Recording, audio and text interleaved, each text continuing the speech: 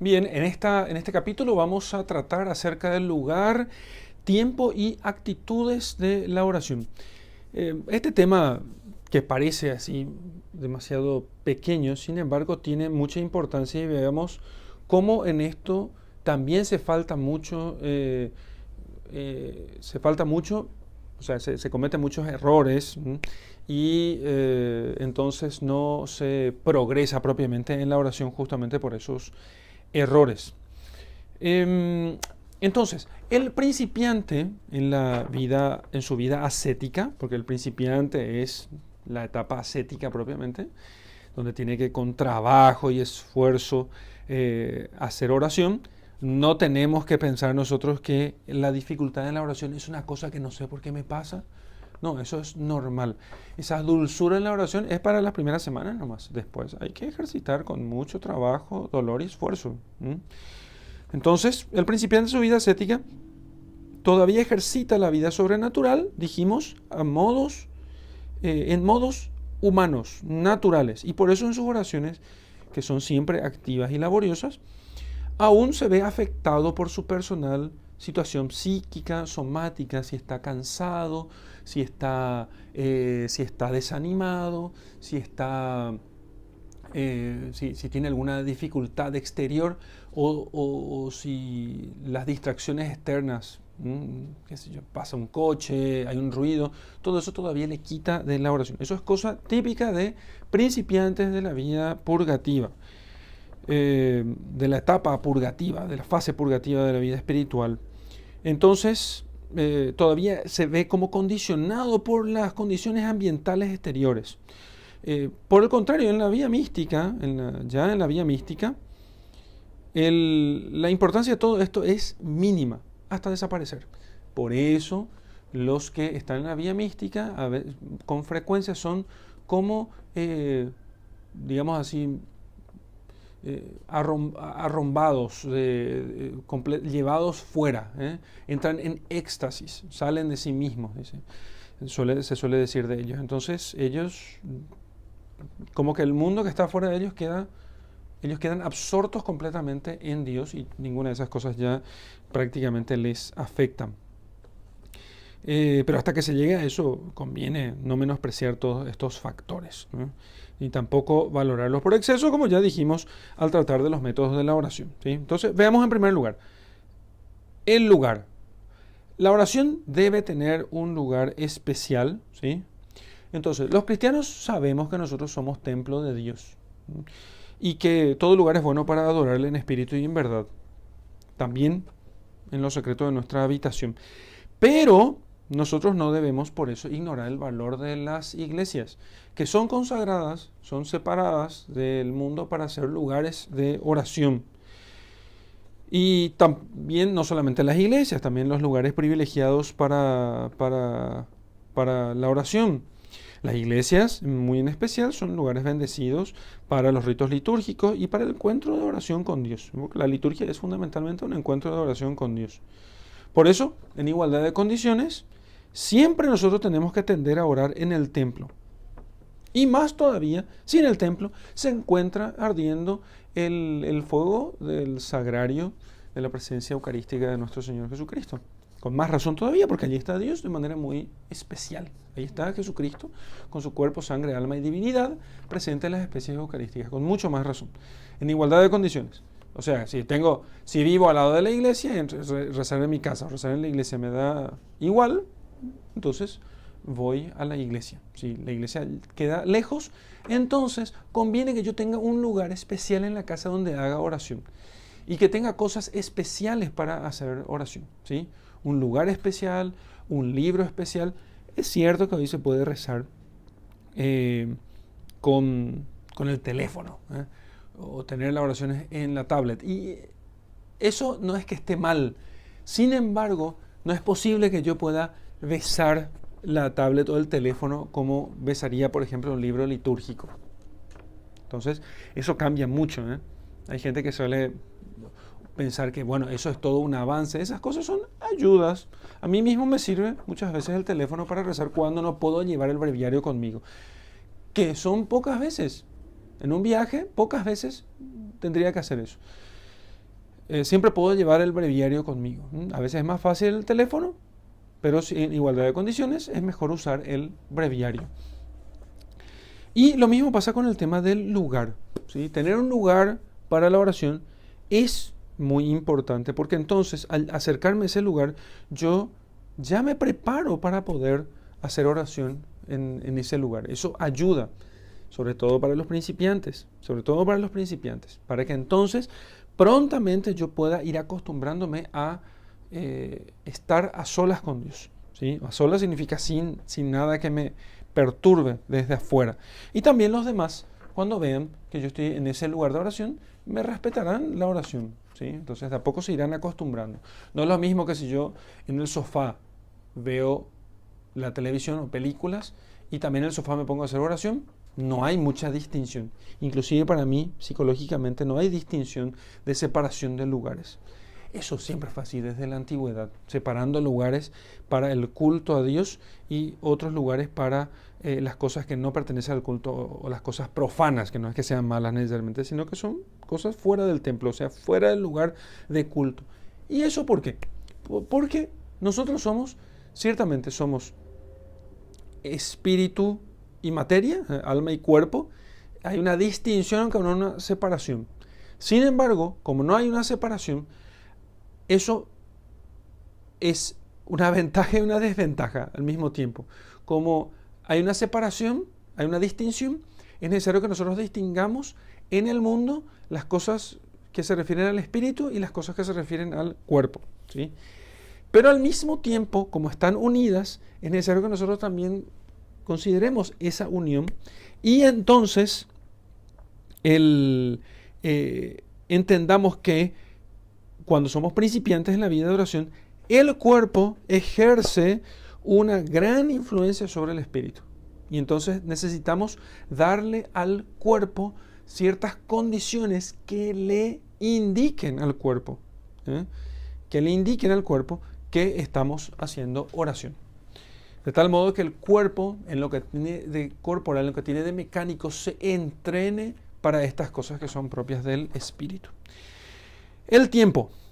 Hay que dedicar al Señor, dentro de lo posible, la mejor hora del día, aquella en la que estamos más lúcidos y atentos, en lo posible, siempre en lo posible.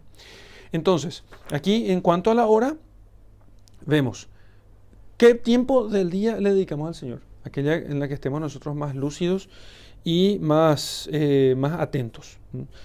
Conviene, los santos solían hacer oración entonces al amanecer, o al atardecer, o a medianoche, ¿sí? Pero evidentemente para una persona muy ajetreada, no como los monjes que no tienen una vida ajetreada y de cambios constantes, para nosotros que tenemos una vida ajetreada, mejor parece ser siempre, hay que decir, en la mañana, porque ahí uno está más lúcido y atento y tiene sus fuerzas psíquicas concentradas en eso, y las cosas del día de ayer ya quedaron para atrás, y entonces uno puede hacer oración mejor a esa hora. Eso en teoría. Hay que ver, cada uno tiene que ver qué hora le es mejor hacer, ¿sí? Según lo que yo veo, la gran mayoría les es más fácil levantarse un poco más temprano para hacer oración. Si no fuera eso más fácil, se podría hacer en otras horas del día. ¿Cuántas horas tengo que dedicar a la oración? Segunda pregunta respecto del tiempo. ¿Cuánto tiempo? Habrá de ser muy diversa según las edades espirituales, según la gracia de cada persona. En todo caso, este es un tema de gran importancia que convendrá consultar en dirección espiritual y en ocasiones sujetarse a la obediencia y no hacer menos que eso. ¿Cuánto tiempo de oración debo tener? Bueno, Santo Tomás enseña, dice el padre Iraburu, que hay que orar continuamente. Ciertamente, orad sin cesar, nos dice la Escritura. Pero la oración, considerándola en sí misma, no puede ser continua, pues otras obligaciones nos reclaman. Hay que comer, hay que trabajar, hay que atender a la gente. Entonces, este es el principio. La medida de las cosas se determina por su fin. Como el tomar más o menos medicina se determina por su fin, que es la salud. Así entonces, la oración debe durar lo que convenga para excitar, para mover el fervor del deseo interior de Dios. ¿Cuánto tiempo de oración? Lo que convenga para movernos a amar más a Dios. Por eso escribe San Agustín: Los hermanos de Egipto se ejercitan en oraciones frecuentes, pero muy breves, y lanzadas como dardos al cielo, las jaculatorias, para que la atención tan necesaria en la oración se mantenga vigilante y alerta, y no desfallezca y se embote por una perduración excesiva. Así nos enseñan que la atención no se ha de forzar cuando no puede sostenerse, pero tampoco se ha de retirar si puede continuar. Entonces, no hay que forzar la atención cuando no puede sostenerse y tampoco hay que retirar la atención cuando se podría continuar. Así que San Benito dice que la oración debe ser breve y pura, y a menos que tal vez se prolongue por un afecto de la inspiración de la gracia divina. Esa es su regla, el número 20 de su regla. Bueno, entonces, en fin, si en algo conviene pasarse, es siempre en la oración. Siempre que en la oración haya mayor fervor. Así que entonces, o mayor devoción, mejor dicho. Hay que poner fervor, pero en tanto que aumente en nosotros el amor a Dios. Alguno puede pensar, doy esta advertencia, que dice, no quiero hacer oración porque yo hago oración y parece que odio más la oración. Son personas que en general confunden porque tienen las pasiones muy desordenadas y no se han ejercitado mucho en la oración. Entonces, por eso conviene en este sentido consultar. Consultar con un director espiritual o con personas que tengan experiencia en la oración. Que no hablamos aquí de la oración espontánea, sino realmente la experiencia en la meditación.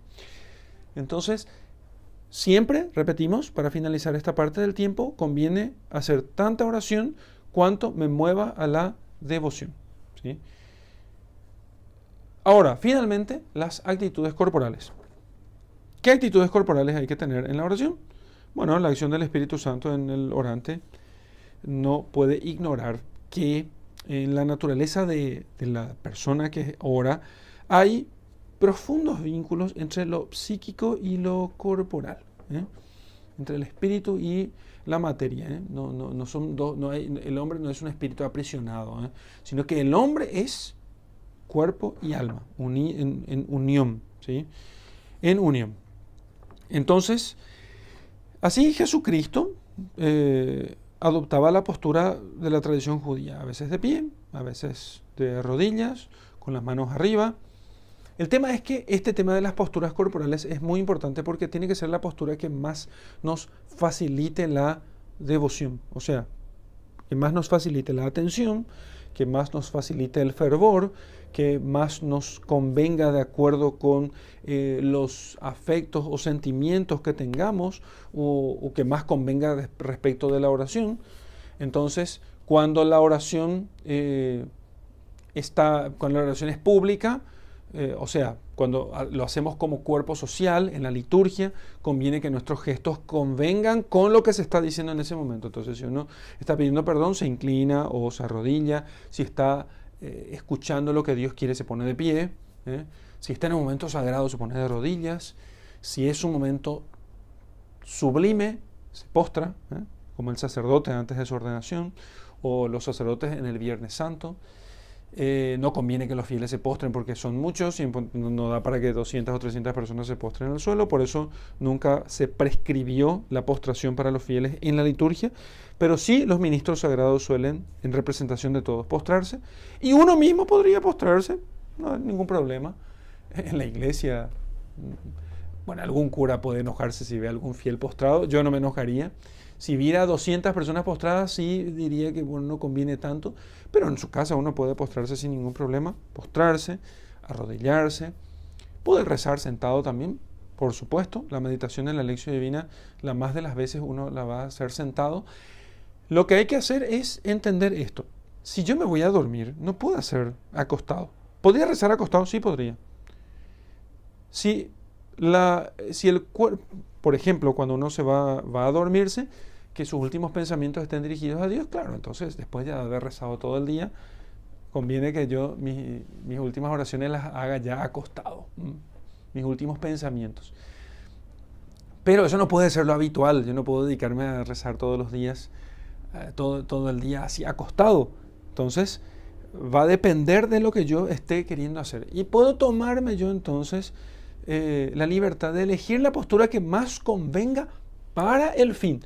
¿Cuál es el fin? El fin no es el cumplimiento de una mera regla, el fin es amar más a Dios, ¿sí? Moverme hacia Dios, que mi inteligencia y mi voluntad se muevan hacia Dios, que mis afectos se muevan a Dios, que aumente mi amor a Dios. En esta posición, ¿aumentó mi amor a Dios? Sí, entonces sigo en ella. En esta posición, ¿no aumenta mi amor a Dios? Mejor no la uso más. Pero eso va a variar mucho. Personas que tienen mucha práctica en la oración, a veces les pasa que de repente en una cierta posición, la que siempre usaban y que siempre funcionó, no está funcionando. Hoy estoy distraído, no puedo, siento desolación. Bueno, que se arrodille, que pida perdón a Dios y que persevere paciente en la posición donde estaba y que no salga de allí porque Dios le está probando para purificarlo. A veces puede pasar una cosa así. Estas son entonces las cuestiones respecto del lugar, tiempo y actitudes corporales. Para finalizar esto, digamos simplemente una cosa. Nosotros no somos espíritus puros. No somos ángeles. O sea, necesitamos entender que tenemos el cuerpo. Y cuando somos principiantes en las fases de la oración activa, nuestro cuerpo se resiste. Nos complica la vida. Nos hace más difícil la cuestión.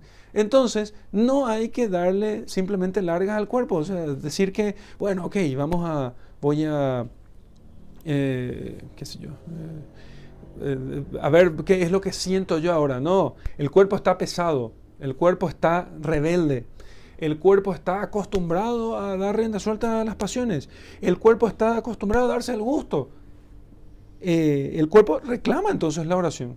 Es necesario distinguir una cosa de la otra y no darle simplemente largas al cuerpo.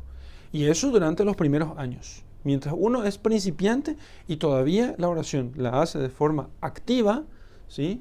Mientras todavía tiene que hacer una labor intensa, un esfuerzo intenso para poder hacer oración, es todavía principiante, tiene que entender que el cuerpo está como todavía revelado. Es necesario adiestrar al cuerpo para que no se oponga al espíritu, porque el espíritu está pronto, pero la carne es débil. El espíritu es animoso, pero la carne es débil. Hay que fortalecerla para que entonces se someta al espíritu y entonces el hombre pueda caminar más serenamente hacia Dios y Dios pueda hacer en él libremente lo que mejor le plazca, que son las etapas de la oración pasiva.